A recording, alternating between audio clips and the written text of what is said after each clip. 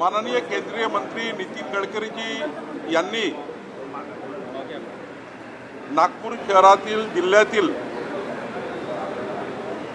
पिण्याच्या पाण्याच्या टंचाईबद्दल आणि नागपूर शहरातल्या 106 टाक्याच्या माध्यमातून पाणी टाक्याच्या माध्यमातून संपूर्ण जनतेला पिण्याचं पाणी मिळावं, वॉटर स्कॅर्सिटी राहू नये आणि ज्या ज्या ठिकाणी काही लिकेज असतील, ज्या ज्या ठिकाणी पाण्याची चोरी असेल, जवळपास 30% लिकेजेस पाण्याचे आहेत, ते दूर करण्याकरता सूचना दिल्या। महिन्याभराच्या आतमध्ये साधारण नागपूर शहर जिल्ह्यामध्ये पिण्याच्या पाण्याचा प्रश्न सुटेल। आज तातडीच्या उपाययोजना करायच्या आणि महिनाभरामध्ये कायमस्वरूपी उपाययोजना करायच्या। नागपूर शहराला पिण्याचं पाणी मिळालं पाहिजे। कुठल्याही झोनमध्ये पिण्याचं पाणी मिळणार नाही असं राहणार नाही। सर्वांची काळजी घेण्याच्या सूचना। साधारण 2 तास पिण्याच्या पाण्याच्या संपूर्ण तोटलाडोपासून तर हुडकेश्वरपर्यंत पिण्याचं पाणी मिळावं याकरता 2 तास बैठक चालली। सोबतच या ठिकाणी नाग नदीच्या, पिवळ्या नदीच्या पुनर्जीवन आणि संपूर्ण या नागपूर शहराचं सिवेज जे लाईन आहे त्याबद्दलची बैठक झाली। सोबतच पोहरा नदीचं पुनर्जीवन याबद्दलही बैठक झाली आणि या ठिकाणी सोबतच नागपूरमध्ये जे मेडिकलमध्ये कॅन्सर हॉस्पिटल आहे, कॅन्सर हॉस्पिटलला जवळपास 100 कोटी रुपयाची जे गरज आहे, काल माननीय देवेंद्र फडणवीसजींनी तसं आपला सुतोवाच केलं की नागपूरच्या कॅन्सर हॉस्पिटल जे TB वॉर्डजवळ बनणार आहे त्या बिल्डिंगकरता जवळपास 100 कोटी रुपये लागणार आहे। ते 100 कोटी रुपये जुलैच्या बजेटमध्ये नागपूरला मिळेल याची सूचना माननीय गडकरी साहेबांनी दिली आहे। आणि नागपूरमध्ये जे आता बर्डीवर जे 500-600 जे काही हॉकर्स त्या ठिकाणी काढण्यात आले त्याची पिटिशनही सुरू आहे, हायकोर्टातही केस सुरू आहे, त्याबद्दल आज काही बोलणे योग्य होणार नाही। पण माननीय गडकरी साहेबांनी सूचना दिल्या आहेत माननीय कमिशनरला की हे जे हॉकर्स आहे, या हातावरून या हातावर खाणारे जे लोक आहेत त्यांच्याबद्दलचा त्यांच्या रोजीरोटीचा विचार केला गेला पाहिजे याकरताही सूचना माननीय गडकरी साहेबांनी दिल्या आहे। अनेक काही मोठ्या प्रमाणात वेळेवर विषय आले आहेत। NIT संदर्भाने, NMRD संदर्भाने, नागपूरमध्ये नागपूरमध्ये नवीन नागपूर विकसित करण्याकरताही काही चर्चा या ठिकाणी झाली आहे। मला वाटतं नितीनजी गडकरी साहेबांच्या या लोकसभा क्षेत्रामध्ये केंद्रीय मंत्री म्हणून केंद्राकडनं जी काही त्यांना कॉर्पोरेशनला निधी लागतं आणि राज्याकडनं माननीय मुख्यमंत्री जे काही नागपूर शहराकरता योजना बनतील त्याकरताही मोठ्या प्रमाणावर ज्या योजना तयार झाल्या त्याला निधी आणण्याचं काम करण्याची जबाबदारी मला दिलेली आहे। मी निश्चितपणे केंद्र राज्य सरकारला समन्वय करील। मी माननीय नितीन गडकरीजी जे आमचे केंद्रीय मंत्री आहेत त्यांचे आभार मानतो। त्यांनी नागपूर शहराकरता, नागपूर जिल्ह्याकरता आज 4-4.5 तास या कॉर्पोरेशनमध्ये येऊन त्यांनी या बैठका घेतल्या आणि सर्व प्रश्न सोडवण्याचा प्रयत्न केला। शरद पवारांनी कान टोचल्या महाविकास आघाडीतील इतर पक्षांचे की जेव्हा राष्ट्राचा प्रश्न असतो तेव्हा पक्षीय भूमिका घ्यायची नसते।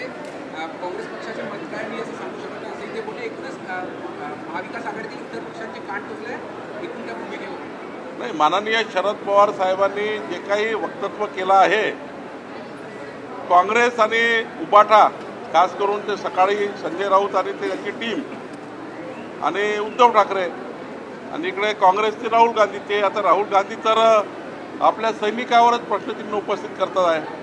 देशाच्या एकतेचा, अखंडतेचा विषय आहे। देशाचे सैनिक देशाकरता लढत आहेत। पाकिस्तानच्या घरात घुसून दहशतवादाचा खात्मा करण्याचं काम आमचे सैनिक करत आहेत आणि यावर राजकारण करण्याचं काम जे लोक करताय त्यांना शरद पवार साहेबांनी जे काही सूचना दिल्या आहेत, मला वाटतं शरद पवार साहेब ज्येष्ठ नेते आहेत, त्यांच्या सूचना ते महाविकास आघाडीचे लोक ऐकतील असं मला विश्वास आहे. उद्धव ठाकरे यांनी पंतप्रधान नरेंद्र मोदी यांना पत्र लिहिलंय. युद्धाचा निकाल अजून स्पष्ट नाहीये, त्यामुळे विजयाचा जल्लोष करावा असं ते म्हणतात. विजयाचा जल्लोष कुणी केला आहे? विजयाचा जल्लोष कुणी केला नाही आहे. या देशाच्या 140 कोटी जनतेने, महाराष्ट्राच्या 14 कोटी जनतेंनी सैनिकाचा प्रोत्साहन वाढवण्याकरता, सैनिकाचं अभिनंदन करण्याकरता मोदींच्या नेतृत्वात सैनिकांनी ज्या पद्धतीने या देशाची मान संपूर्ण जगामध्ये उंच केली, दहशतवाद्याविरुद्धची लढाई भारताने सुरू केली आहे, हे संपूर्ण जगामध्ये प्रस्थापित केलं आणि ही लढाई सुरू झाली आहे. संपूर्ण जग याच्यामध्ये आता इन्व्हॉल्व्ह होणार आहे. दहशतवाद्याचा पुढचा काळ जो 21व्या शतकातला काळ दहशतवादी अनुपातात आहे, त्यांना संपवण्याचं काम मोदीजी करतायत. त्यावेळी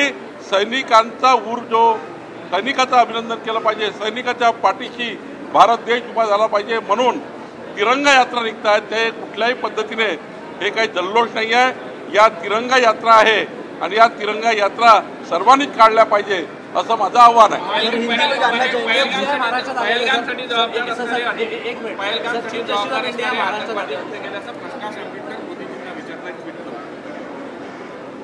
प्रकाश आंबेडकरजींना ते सरकारच्या बाहेर आहे, सरकारमध्ये नाही आहे किंवा ते कुठल्या सरकारच्या मोठ्या मंत्रिपदावर नाही आहे. तर प्रकाश आंबेडकरजींना हे कळतं की सरकार काही प्रत्येक गोष्ट उघड करत नाही. सरकारला इतक्या गोष्टी माहीत, सरकारला काही गोष्टी गोपनीय ठेवाव्या लागतात. जेव्हा अशा दहशतवादाचे काही अड्डे असतील, अशा दहशतवादी कुठं लपले असतील, तर सरकार उघड करणार आहे. इथं बसले आहे, जा तुम्ही. सरकार जेव्हा काम करतं किंवा सरकार म्हणून ज्या ठिकाणी रक्षा विभाग येतो, ज्या ठिकाणी डिफेन्स येतं, ज्या ठिकाणी गोपनीयता येतं, ती गोपनीयता सरकारला ठेवावी लागते. असं उत्तर सोडून देता येतं की ते आतंकवादी लपले आहे, चला तिकडे. असं आहे की दहशतवाद्यांना संपवण्याचं काम केंद्र सरकार करत आहे. प्रकाश आंबेडकरजींनी मोदीजीवर विश्वास ठेवावा. महाराष्ट्र दौरे में पुलिस प्रोटोकॉल से नाराज दिखाई दी. सीजेआई भूषण गवई जी महाराष्ट्र प्रोटोकॉल के उल्लंघन से नाराज. भूषण गवई महाराष्ट्रात आले होते, त्यांचा योग्य प्रोटोकॉल पाळला गेला नाही. कमिशनर, चीफ सेक्रेटरी त्या ठिकाणी पोहोचले नाही, तेव्हा भूषण गवईने जाहीरपणे नाराजी व्यक्त केली आहे. महाराष्ट्र सरकार चीफ जस्टिस ऑफ इंडियाच्या नाराजीकडे कसं बघतं? विदर्भाचे भूषण, महाराष्ट्राचे भूषण आणि देशाचे भूषण भूषणजी गवई यांना सरन्यायाधीश पदावर नियुक्ती झाल्यानंतर संपूर्ण विदर्भ, नागपूर, महाराष्ट्र, अमरावती आनंदात आहे.